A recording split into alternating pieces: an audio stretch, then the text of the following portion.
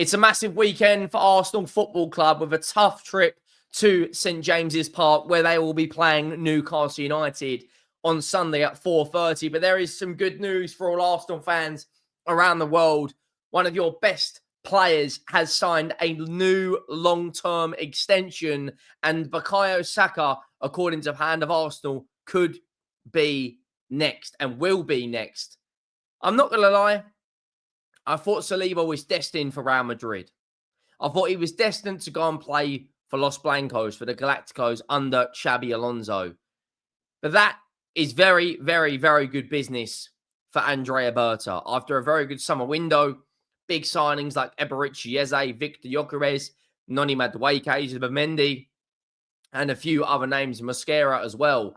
It has been a very, very good few months for Andrea Berta since he has been the new Arsenal technical director. And you know what? Pinning down Saliba might be one of the best piece of businesses he has done. One of the most, I would say right now, top 5 centre-back in the world. Some people would say top 3.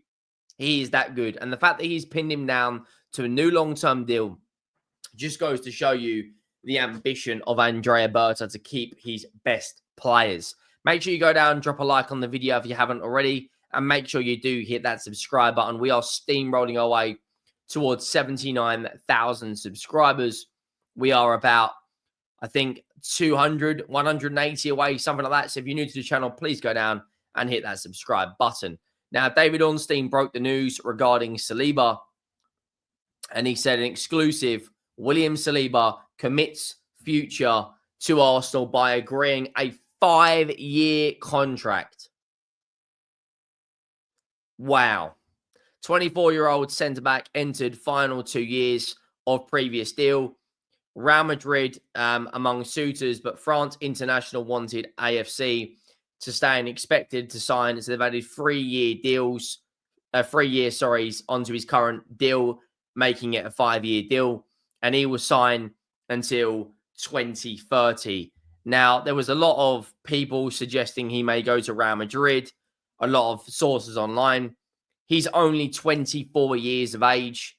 He's been at the football club a number of years now. Hand of Arsenal has come out and said the following regarding Saliba and Gabriel. And he went on to say, during the summer, Gabriel and Saliba had multiple discussions about their future. Both agreed they would stay to win titles and make history together. Bukayo Saka is next. I'll be brutally honest right now. I think Gabriel and Saliba is the best centre-back partnership in Europe right now. I think defensively, when they play, they partner each other superbly. Gabriel can be a bit rash at times. Saliba's a bit of a Rolls Royce. They both do have a mistake in them. But what centre-back doesn't in this day and age? Even Van Dijk's got mistakes in him. But they are very, very, very good together. I would say they're both world-class centre-backs at this point in their careers. I think Gabriel is only something like 27 as well. So they've already played together for about 2 or 3 years. And Gabriel Magalhaes, I think, is 20. Yeah, he's 28 in December. So they can quite easily be a centre-back pairing for a number of years coming up as well. Now, I also wanted to talk about Eberici Eze. Last night got his goal in a 2-0 win against Port Vale. And they've got a very, very tough game on Sunday against Newcastle United. Now, the expected lineup, according to FootMob, doesn't actually feature Eberici Eze. Now, this is only a prediction from FootMob. Leandro Trossard come off the bench and got a goal. This does actually say Noni Madueke, so clearly they haven't updated it. But let's just say that Bukayo Saka starts over Noni Madueke. Surely you can't go with that midfield again.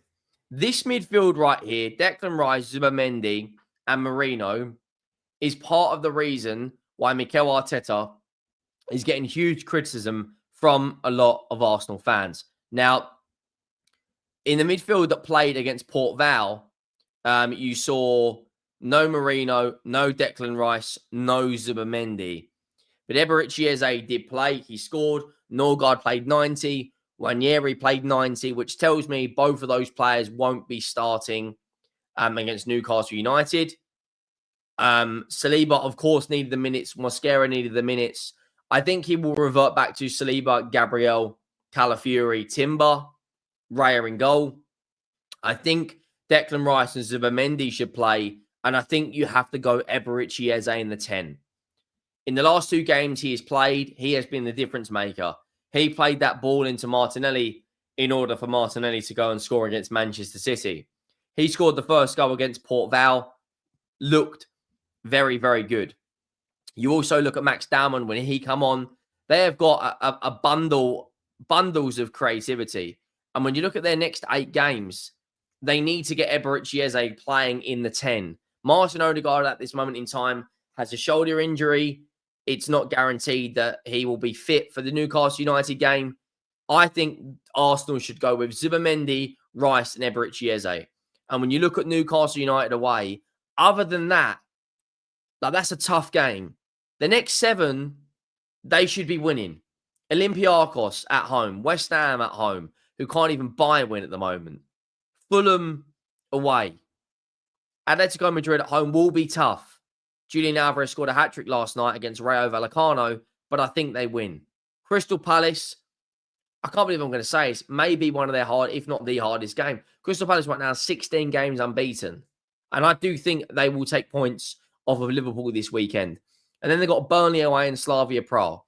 If Arsenal want to show their title challenges, if Arsenal want to win silverware and match the ambition of a lot of their fan base, they need to go out there and make this 8 wins on the bounce. Start, stop, like a brand new Fiesta. You know, beating Leeds, losing to Liverpool. Beating Forest, beating Athletic Club, drawing to City. They need a consistent run of games like Liverpool have had, winning 7 in a row, in order to show the world that they are serious. Because a lot of people still have Liverpool as their absolute favourites. Now, one thing that was incredibly interesting yesterday is Fabrizio Romano did actually confirm that Giovanni, the Liverpool centre-back, has done his anti-crucial ligament. So he will be out for, you would imagine, the majority of the season. I don't think he'll play again, which then means that, of course, Konate, Virgil van Dijk, and Joe Gomez are the only 3 senior centre-backs fit. You'd imagine Endo would come in or Robertson would come in.